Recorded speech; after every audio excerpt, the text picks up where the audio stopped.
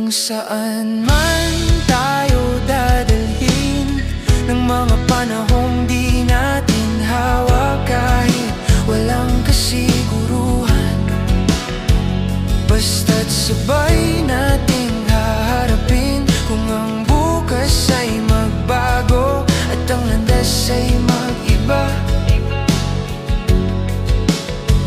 kung saan man tayo dadalhin, sabay pa rin akong lalakad. May mga pangarap na nagbabago, may mga takot na dumarating, pero kapag hawak